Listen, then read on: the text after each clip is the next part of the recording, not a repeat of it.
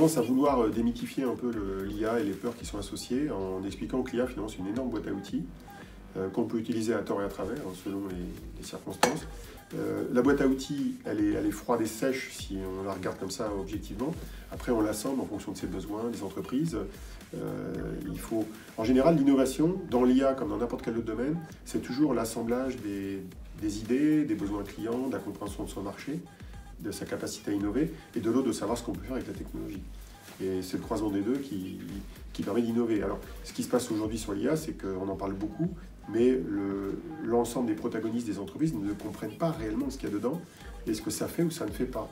Alors parfois, on se fait des idées peut-être un peu trop avancées de ce que l'IA permet de faire dans les chatbots, dans la robotique ou dans différents domaines. Et dans d'autres cas de figure, on sous-estime la capacité de certaines techniques de l'IA à faire des choses qu'on n'imagine même pas. Donc on a vraiment besoin d'avoir une espèce de vision objective de ce que permettent ces technologies-là pour savoir les utiliser à bon escient. On a tendance à vouloir mettre des chatbots un peu partout dans les entreprises. Et très souvent, la raison d'être du chatbot en entreprise est un peu ambivalente.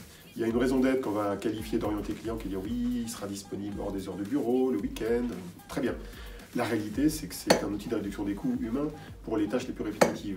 Alors, si effectivement ça permet d'augmenter la valeur ajoutée des personnes qui restent dans les centres d'appel pour avoir une meilleure relation client pour les cas les plus difficiles, pourquoi pas?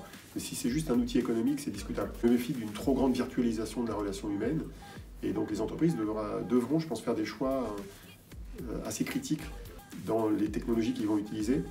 Je pense que dans les 10 ans qui viennent, on va peut-être redécouvrir que l'humain sert à quelque chose, quoi, finalement. Alors, j'ai pas les titres en tête, mais c'est un auteur que je trouve très intéressant dans sa capacité à démythifier, c'est les ouvrages de Jean-Gabriel Ganassia, qui est un directeur de recherche à l'INRIA, si je ne m'abuse. Et il a écrit 2 à 3 bouquins qui cassent un peu les mythes sur l'intelligence artificielle et sur la fameuse singularité, une espèce de futur hypothétique où les robots vont nous dépasser. Et je trouve que ce monsieur, que j'ai déjà croisé dans des débats, est bien documenté, il arrive à prendre du recul sur les choses, et comme il les connaît en tant que chercheur, il arrive justement à apporter cette distance vis-à-vis des technologies. C'est un bon exemple de lecture, à contrario de lectures beaucoup plus anxiogènes, plutôt anglo-saxonnes, comme les bouquins de Nick Bostrom sur Superintelligence, ou les bouquins de Ray Kurzweil, qui relèvent plus de la science-fiction que de la prospective, quoi.